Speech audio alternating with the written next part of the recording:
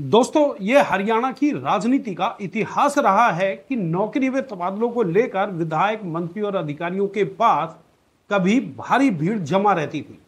प्रदेश में चाहे सरकार कांग्रेस की रही हो या फिर इनेलो और हरियाणा विकास पार्टी, तब के विधायक और मंत्रियों के पास इतनी पावर थी कि वो एक चिट्ठी भरी अपने चहेते को न केवल नौकरी दिलवा देते थे, बल्कि ट्रांसफर में भी उनकी खूब चलती थी।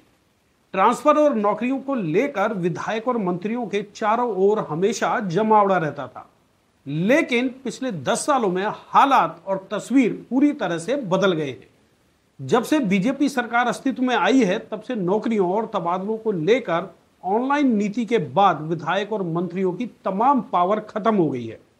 अब विधायक और मंत्रियों के दरबार में नौकरी और ट्रांसफर को लेकर भीड़ कम ही दिखाई देती है।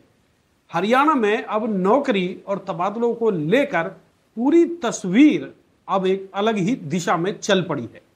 हाल ही में पलवल में आयोजित मुख्यमंत्री नायब सिंह सैनी की जनसभा में केंद्रीय राज्य मंत्री कृष्णपाल गुर्जर ने हरियाणा में नौकरी और तबादलों को लेकर पूरी कहानी बताई।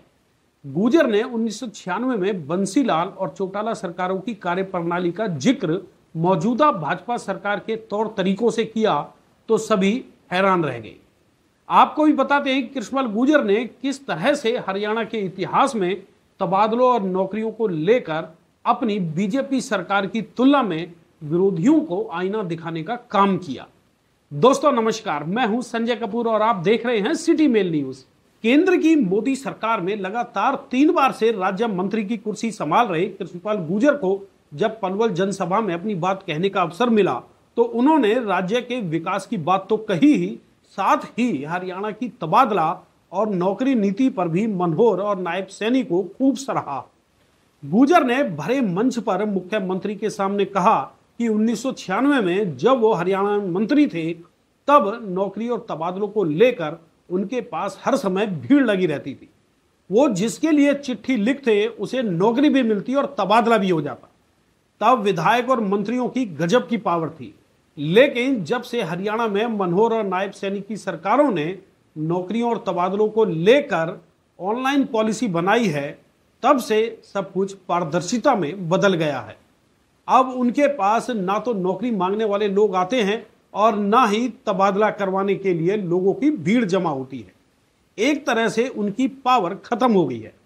तो चलिए आपको भी सुनाते हैं श्री गुर्जर ने किस अंदाज में अपनी बात को कहा। मित्रों, इसलिए अब ट्रांसफर भी ऑनलाइन।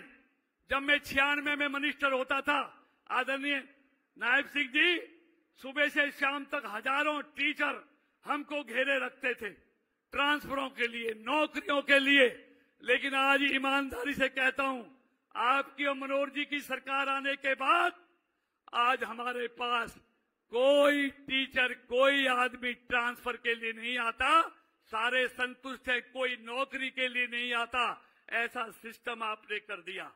एक ही हथौड़े से भ्रष्टाचार पर सबसे गहरी चोट अगर किसी सरकार ने की है तो हमारी सरकार ने की है। इसलिए मित्रों, मैं आज गर्मी के मौसम में आप इतनी बड़ी संख्या में आए, मैं आपको विश्वास दिलाता हूं अपनी तरफ से, आदरणीय मुख्यमंत्री जी की तरफ से और मंच पर बैठे हुए अपने तमाम साथियों की तरफ से, पलवल विधानसभा क्षेत्र के विकास में न पहले कोई कमी छोड़ी है, न आगे कोई कमी छोड़ेंगे। पलवल और फरीदाबाद आज कह जा रहा हूं, आने वाले समय में भारत के मानचित्र पर आपको अलग से दिखाई देगा। इतनी बात कहकर मैं अपनी बात समाप्त करता हूं। तो सुनो आपने, कृष्णपाल गुर्जर ने एक लाइन में ही विधायक और मंत्रियों के दिल की बात सबके सामने सार्वजनिक कर दी। दोस्तों, अब वक्त है आपकी राय का। क्या हरियाणा की ऑनलाइन नौकरी और तबादला नीति को आप जायज मानते हैं, या फिर मंत्री और विधायकों को ही ये पावर मिलनी चाहिए? इस पर आप अपने नजरिए के रूप में कमेंट बॉक्स में कमेंट करके जरूर बताएं।